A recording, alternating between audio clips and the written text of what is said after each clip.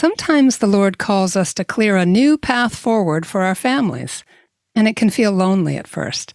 But God rewards our commitment and calls others to come alongside us and share the journey. And oh boy, do those friendships make all the difference.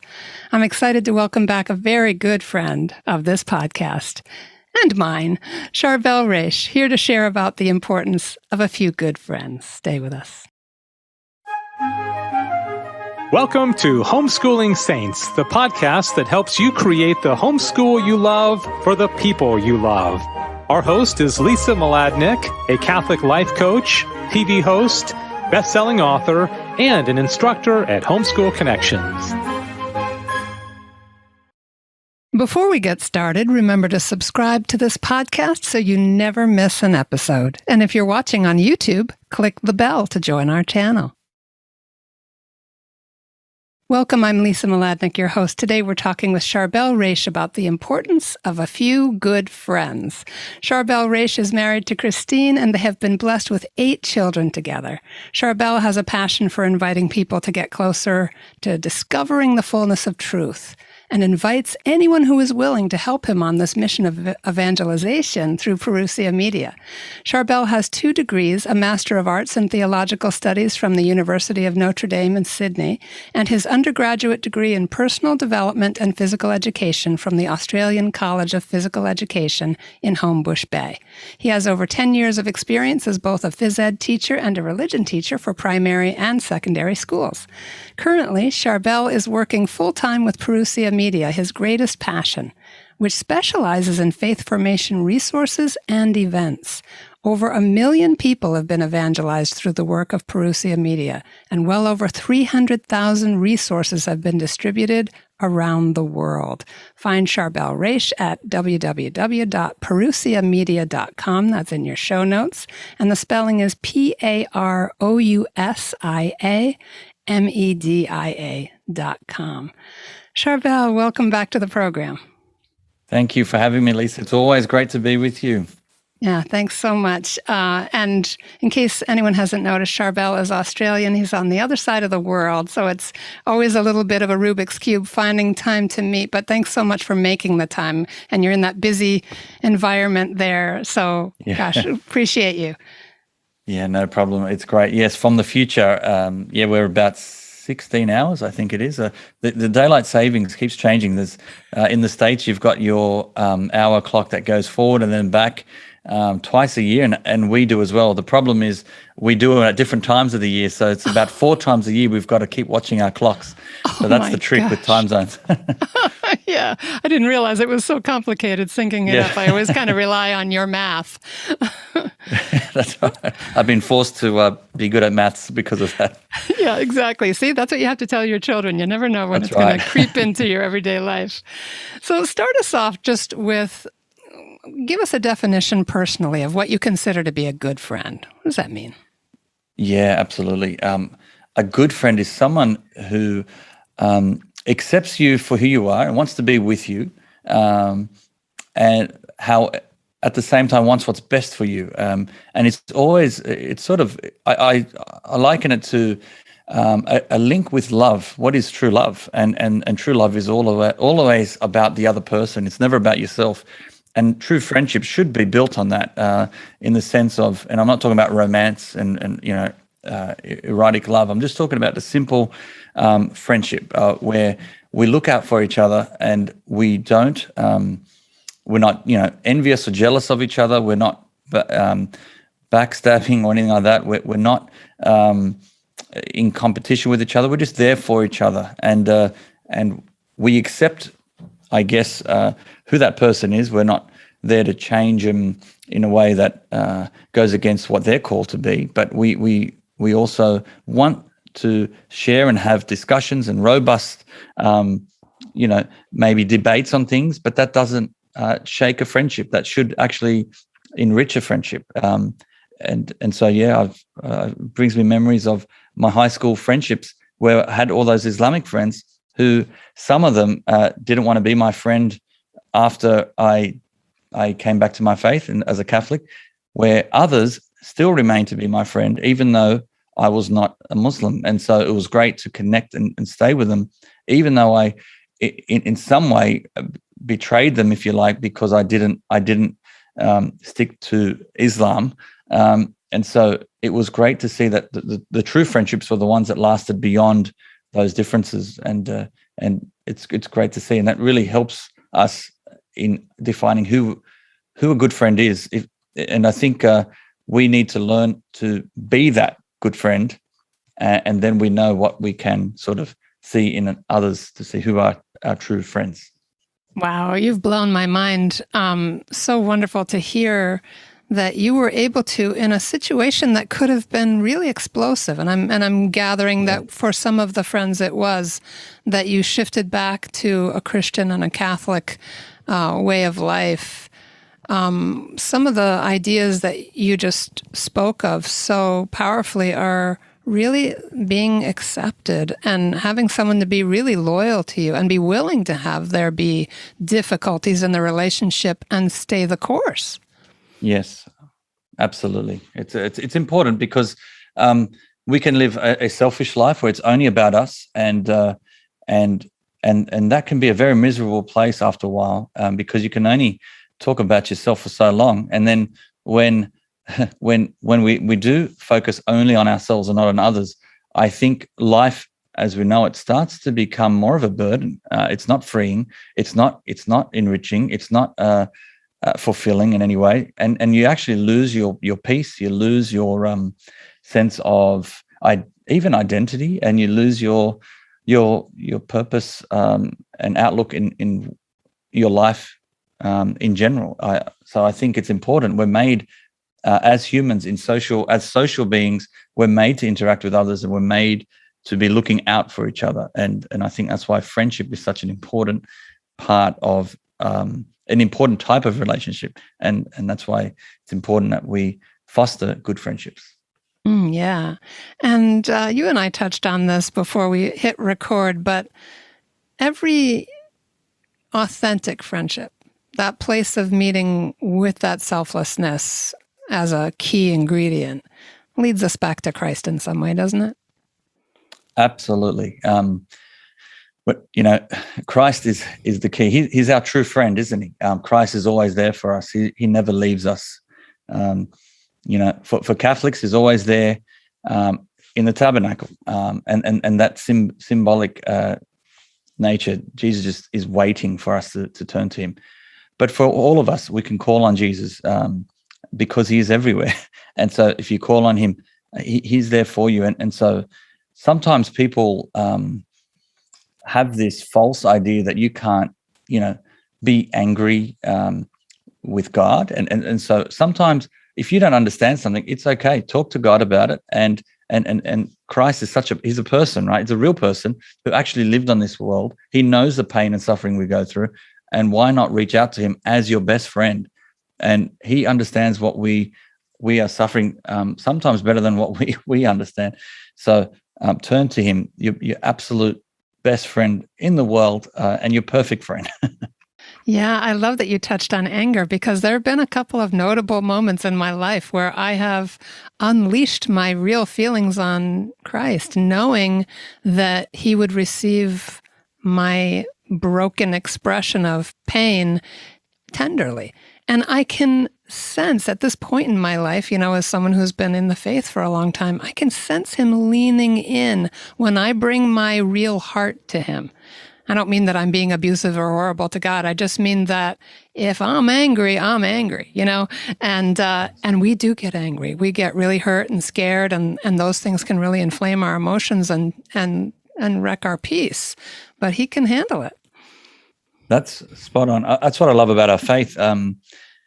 He's so approachable. Jesus, he is the way, the truth, and the life. He is the bridge between the Father and us, and he really is there for us in the thick and the thin, in the good times and in the bad. And sometimes we can convince ourselves that we're not worthy, which in one sense it's true. We're not worthy of God, but at the same time we are adopted children of God. So this is our family. So we need to remember that he's there for us all the time. And it's okay if you're upset. Don't sort of wait. A lot of people think I'm not going to go to church because I'm not worthy, and there's this false realization that they have to be perfect in order to go to church. So they need a life of no sin and a life of no sort of problems. And then once they've fixed those things, then they'll go to church because they'll be worthy.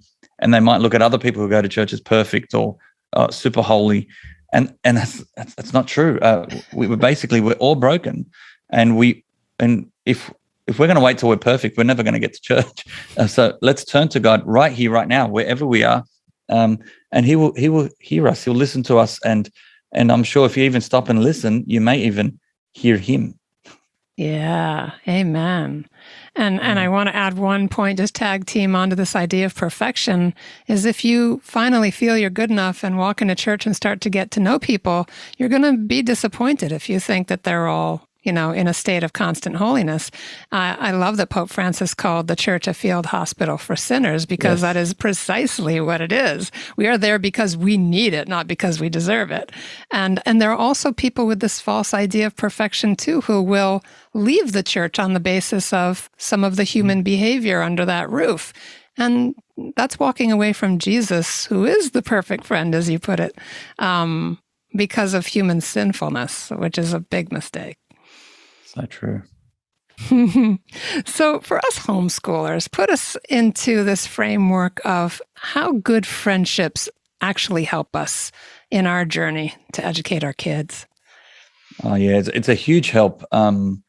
Many people who have probably tried homeschooling and they've been completely on their own with no support can see how difficult it can be and how overwhelming it can be. The challenges from not only the academic side, but also the social side, and looking out for our children to see what friends they're going to grow up with, what friends they're going to interact with.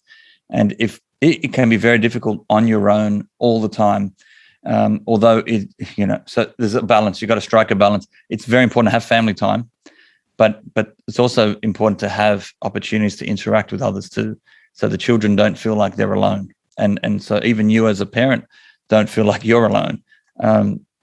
And it's great bouncing ideas of other homeschoolers or other people who share the same values. And also it's great to see the children interact and learn, learn how to interact, learn how to foster friendships, build friendships, have arguments, and that's healthy. Having arguments is healthy. I don't know if people realize that, but to argue isn't necessarily a bad thing. It depends on how you respond to the arguments. And as long as you can still make up after that argument and you deal with each issue as they come, it's fine. It shouldn't destroy friendships. A good friendship can endure arguments. And there's lots of disagreements with friends, and that's okay. Everyone's got a different style of doing things.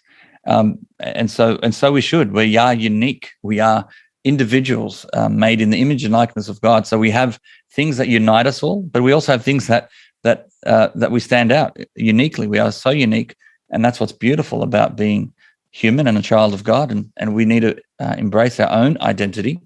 And with homeschooling, what's beautiful is each family has their own identity in a way where they're not sort of cookie cut, and they're not sort of belonging to a particular school logo and vision statement, and then they become sort of lost in the school's vision, and they lose their own vision. And I think each family need to discover their own statement, their own vision there, and then they could be the best versions of themselves because they know their identity.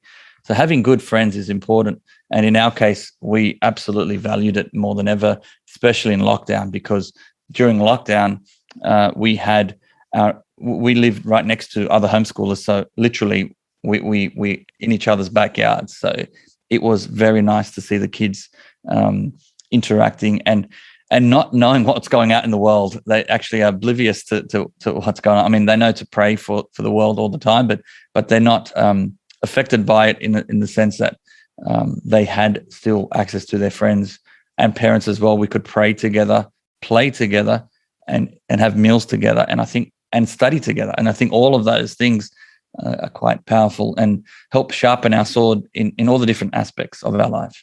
Yeah, that iron sharpening iron, as Yes. Scripture tells us. Yeah, I love that you brought conflict into it, but also that just the togetherness of kids getting to play, and that we adults need it too. That we're not so alone and not so overwhelmed. Are there any particular times when you really noticed that? I mean, you mentioned the lockdown. What were the kinds of days or issues where having some good friends really kind of saved the day or made life go better?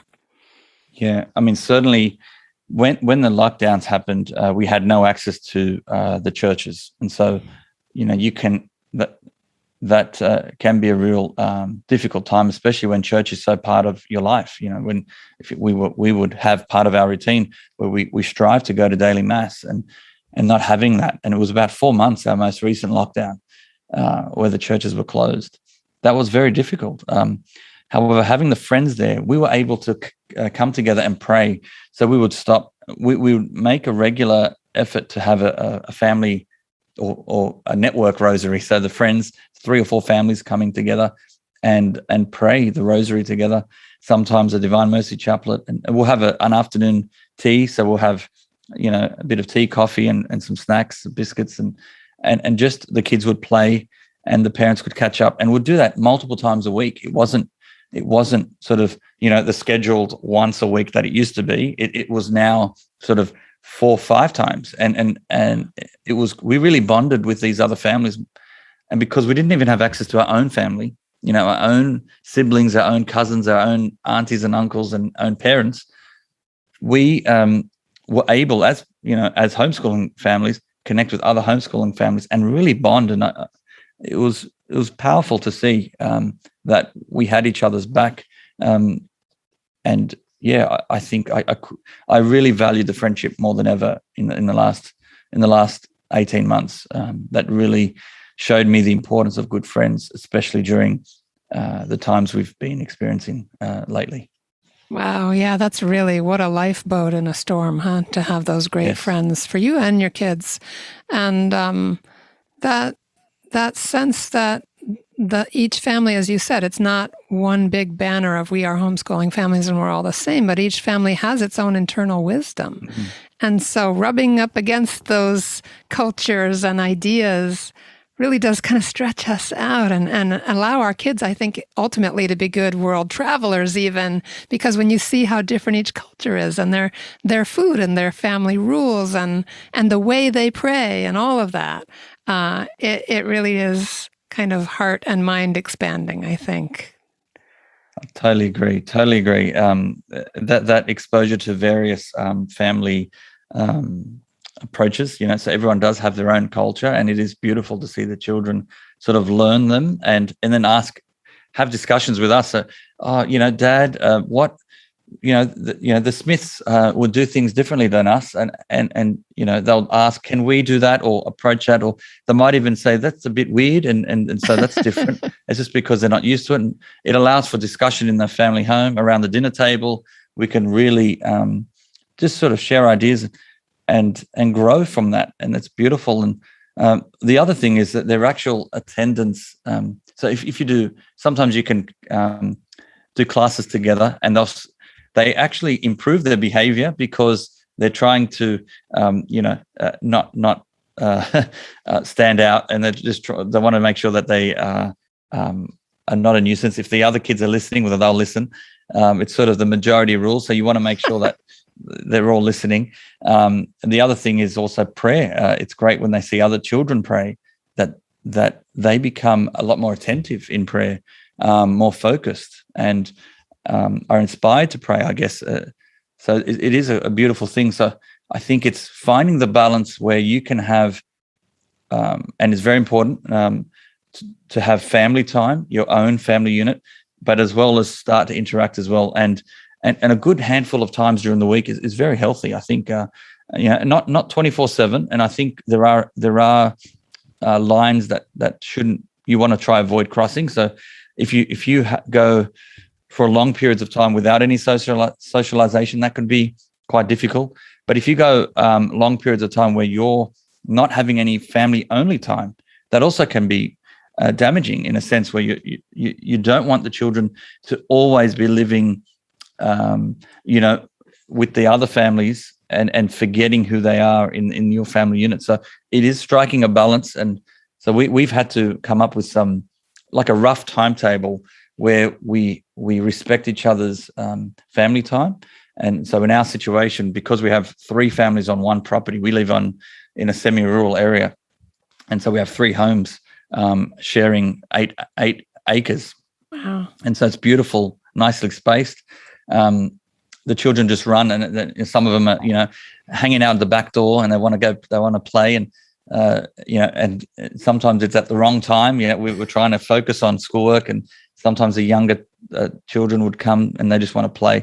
And so we've had to set up some rules to say, look, what about the AM hours? Anytime before midday, we just stick to our own sort of areas. We don't sort of let it go wild from the moment the sun rises. Let us focus on our families and get all of our academic stuff done. And then from midday, we'll have our lunch break. And during a lunch break, it's sort of, they can go and interact. But then the older kids have to come back for afternoon classes, and then they won't be able to go out until later in the afternoon, 3 o'clock or so. And so then they can then have free time until sundown or something like that.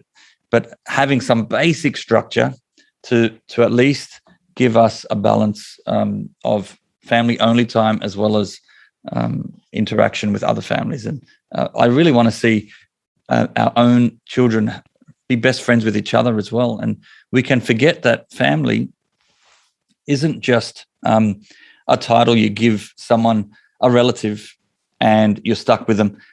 We should be fostering friendships within families. So I'd love to see the sons, the boys, the girls, brothers and sisters be friends, and they should be best of friends, because there's no one else in the world that understands their family situation than their own family. They've experienced the same thing. So they should really remember that. And sometimes you don't appreciate that till later on in life when you grow up. And so trying to sort of remind the children now not to count your blessings, and don't forget you have each other for the rest of your life. So really appreciate this time together. Oh gosh, that's such a great point. Other than my husband, my best friend is one of my sisters, and my other sisters are fantastic. And I have 2 brothers, and I know just what you're talking about. We share a history, and now our parents are gone. Who else knew them the way we did, or laughed about the same thing? There's such history and importance there to those friendships, and such good practice for them for marriage and vocations and everything else, to be able to live closely together and be good friends. Absolutely. Absolutely. When has your family maybe been challenged to respond in friendship, to be a good friend to somebody else? Yeah. Look, there can be difficult times in family situation, in marriages. So, sometimes it's heartbreaking. You have some of your best friends where they're having difficulties in their own marriage, and you want to be there for them, because we value their friendship, and we also want to help save that marriage sometimes. But you also want to make sure that it is something that is organic. It is something that they work out themselves, but you're there just to sort of be an ear and an eye. And sometimes my wife might catch up with the other wife, and then I'll catch up with the husband, and then having fostering time together. Even going out of way, try to create times where we can do a double date, and just things where we could really be there, where we have just adult only time. And that's also important. That needs to be fostered, and we can forget that. So that can be difficult. That there's some challenges, but it's in those difficulties that friends really should come to fruition. They really step up to the plate, and that's quite important. It could be other stresses as well. We've seen, I think I know of a couple of people who've lost their job because of the mandates, and that's also difficult to be there for them. And then children, sometimes innocent, they might have arguments, and I mean, there's always arguments, but sometimes things are they hold grudges a little bit longer, and so you got to deal with that. Or you can have awkward moments where you have, you want to talk to the parents in a situation where to sort of flesh out maybe an ongoing problem. And not that there's like bullying in our situation, but there could be sometimes unnecessary name calling or moments of moments where they were just not fair in the way they conducted themselves, or there's all sorts of problems, but that we try to get over them as quick as possible, and then they're best friends again the next day. So I think the biggest key is a good friend is a friend that will be there and try to deal with the situation swiftly, quickly, and not let it linger too long, where it can actually, over time, if not dealt with, get worse. And if we bury problems and bury things and try to say, look, I don't want to have this awkward conversation now, I want to save this till later, we actually can be doing more harm than good. So it is, and this is part of our Christian calling, the self-sacrifice we make, where we swallow our pride and we go and just listen and sometimes understand, put ourselves in that person's shoes and just hear them out and deal with things and understand the different sides of a coin. You can work through that, pray together and share advice. And I think it's important. I love the quote. There's a quote in the scriptures about not letting the sun set on your anger. And I take that literally. I don't like letting a day go by where there's an issue unresolved. So I love sleeping in peace. Mm-hmm. And sometimes even I'll share a personal thing, like with my wife and I, if we have arguments, if there's something, she's tired at night, she doesn't want to talk about it. I've literally, like 2 a.m, sometimes unfairly woken her up and said, can we deal with this? Think about it, but we joke about it now, but it's actually, it's great just to nip it in the bud, and by the morning you're okay. You have that morning coffee together and you're up and running again, and you've dealt with it. You've apologized, you've forgiven each other, and you move on. And you're now stronger again. Your relationship bonds and strengthens as a result of getting through any of these problems. So it sort of goes both ways. I feel like a word that comes to mind here is risk. That sometimes we're not willing to risk a conversation. And so it all piles up and ends up being like an arsenal of weapons, grievances, whatever that is that builds up and then finally just ignites and destroys relationships. And so when you talk about working things out on the spot and seeing things with the kids and having to set guidelines for when they can stop by and all of that, it's risky to do that, because when what we think is obvious is not always obvious to the other person, and we might suggest something that they take as a rejection. And so, oh no, we find ourselves in that terrible place of having to resolve the discomfort and come to a place of understanding. But what muscles we're working out to show the other person that they're worth the risk. Absolutely. Oh, couldn't have said it better. That's spot on. They are worth the risk. All right. And I think when they see that you love them, you genuinely love them, you want what's best for them, and it's not about and again, it's always got to be done for the common good of each other, of the relationship, and of fostering where letting that flourish. We don't want to end a friendship over a silly misunderstanding. We don't, and unfortunately, I know of many friendships that have ended, even marriages that have ended, sometimes over petty things. And if we don't learn to get over certain things, that can be very damaging. We want to make sure we put everything in perspective. Count your blessings, and also try to. Humility is key as well. Sometimes winning an argument isn't the end goal. Sometimes people just want to win the argument. They want to be known that they're right. And what we got to do is think through and fast forward. Okay, you win this argument, but what's that going to do to the friendship? You've won the argument. Good on you. And now what have you achieved? Do you want a pat on the back? What do you want from winning this particular battle? It's not about winning these little arguments. The end game is all of us ultimately being friends forever in heaven, being family, being one. So putting it right in perspective, what it's not the end of the world. Some of these situations, there's always so many people worse off. Count your blessings, and it helps ground you, and to say, okay, there are bigger fish to fry. There are bigger issues out there. I don't want to let this particular issue get under my skin, and that's how I find we can get through anything. Yeah, and as people are listening around the world, people homeschooling, many of them for the first time, they may be thinking, gosh, we know some people, but I wouldn't necessarily say I would call them friends. Take us out with some thoughts on what does it look like to start to build a friendship with someone? Yeah. I'd like to, just very quickly, we are called to love everybody, but we're not necessarily called to be forced to like everybody. And there's a difference. Friendships, definitely you want to foster good friendships. And I think, as much as I can get along with a lot of people, I know there's a lot of people that may not necessarily like my style, and and that's their freedom. Of course, we're not here to force people to be someone they're not.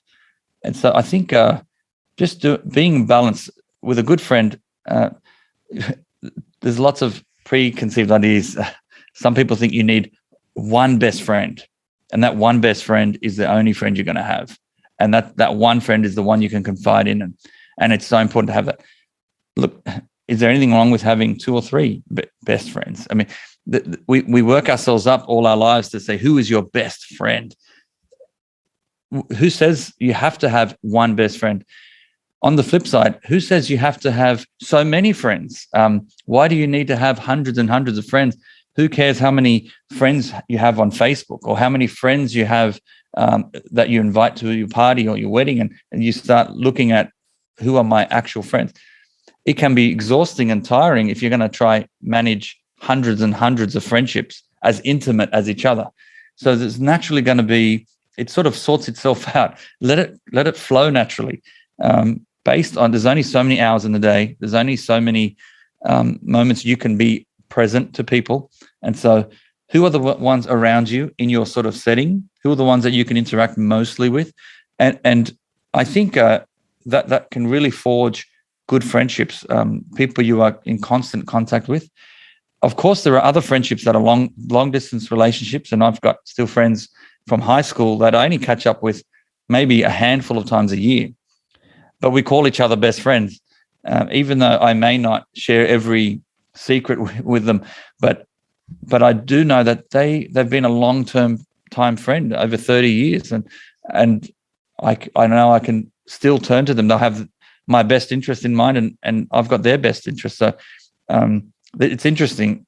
As life goes, sometimes people's journeys part ways, but friends, let it happen naturally, organically, and just go with it. I think we don't want to force. You don't be on the lookout. Who is my best friend? I need to find a best friend. I think we got to be careful of that. At the same time, we don't want to also be so protective that we don't want to be. Sometimes we don't want someone that's so close to us that we can't be vulnerable in front of. We can't share sort of our own weaknesses. A good friend is someone who will accept you who you are, with all your weaknesses, with all your rough edges, battered and bruised, all the dark history, whatever it is that you might be hiding. You want to be able to just be yourself, and a good friend will accept that. And then what you want to do with that friendship is then help each other grow closer to God ultimately, and help what's best for each other. And I think that's how friendships will flourish, when you're looking out for what's best for them, and it's not about your own selfish needs. It's always about each other. So manage it in a sense. What can you actually manage? And don't put a number to it, and don't put a strict sort of limit or a strict condition. I think we're just called to be ourselves, and whatever happens, God's will be done. Yeah. And that can be really hard when you're lonely and you're in a new season of your life, and so much is changing in society. But the old, I guess it's an aphorism, if you want to make a friend, be a friend. It's not always that quick and easy, but that's a great formula, isn't it? Yeah, that's right. That you treat others how you want to be treated. And if you don't like, other people talking behind your back about you, well, then don't do that about others. And if you don't like other people picking out all of your problems all of the time, well, then don't do that about others. If you don't, so just sort of think through what is a good friend. Yeah, definitely. Just try be the best person you can be, and then naturally, God will send people your way. Wonderful. Any final thought for our listeners, Charbel? Yeah. Don't forget your best friend is Jesus Christ. The way, the truth, and the life. He's there for us. And I think being in constant contact with him is going to help balance the rest of your life. He's always there. He's always there to hear us, to listen to us. But we also need to be there also to listen to him. And so if we can listen to him, that will help guide us and foster other friendships in his name. And so that's what's powerful about our faith, that we have a real person who is truly alive today, who is everywhere, who truly understands us better than we understand ourselves. Lean on him. And that's probably my best advice. Beautiful. Absolutely perfect advice. Inspiring. It makes me really want to stop and think about how good a friend I'm being to my friends. This has just been such a rich discussion. Thank you so much, Charbel, for taking the time to look at this it can be something we almost forget to think about, and really unpack it with us and go deep. That was just so rewarding. Yeah, my absolute pleasure. And I hope we planted some seeds and hopefully inspired some people. And we can pray for each other as well. That's also a great thing to do for each other. And friends should be praying for each other. But I pray for all those people, all the listeners and viewers as well. I may not know them, but I'm praying for them collectively anyway. Yeah, and how cool it's going to be when we see each other all face to face. Absolutely. And somehow we'll know, I think, in the beatific vision who prayed for us and all of that. It's going to be awesome. All right. Absolutely. Yeah, everybody, thanks for joining us for this great conversation. Make sure you stay tuned for our short feature coming up in just a moment, but also find Charbel at www.perusiamedia.com. That's in the show notes. And I will also be listing his other episodes that he's done for us, because we've had some other fantastic conversations. Okay, so hang on for the new short feature, and thanks for being with us, friends.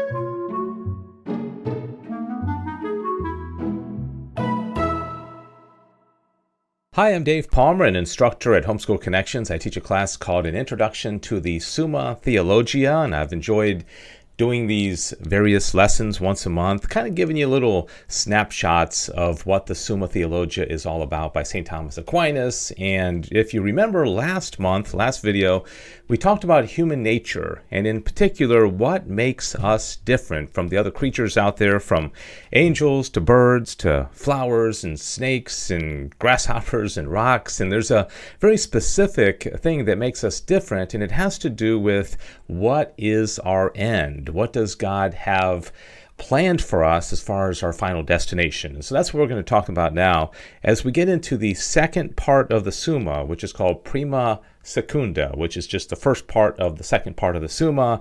Thomas starts asking about man's last end. And he says in the very first article of the second part, whether it belongs to man to act for an end. Okay, do we, when we wake up in the morning and we turn off the alarm or the snooze, are we acting for an end? Well, of course we are, because we wouldn't get up if we weren't planning something that day or have some goals or aspirations of we want. But then he says in Article 6, whether man wills all whatsoever he wills for his last end.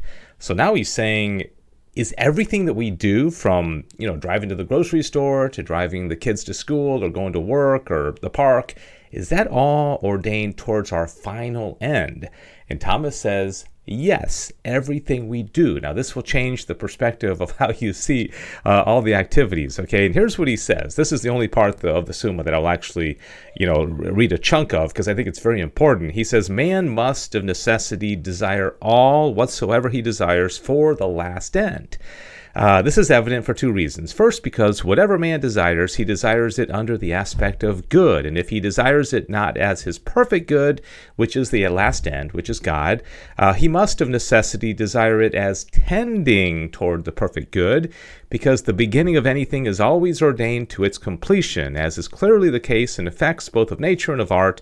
Wherefore, every beginning of perfection is ordained to complete perfection, which is achieved through the last end. Secondly, because the last end stands in the same relation in moving the appetite as the first mover in other movements. Now, this is very Thomistic, interesting stuff from the Summa. It is clear that secondary moving causes do not move save as much as they are moved by the first mover, who is God, right?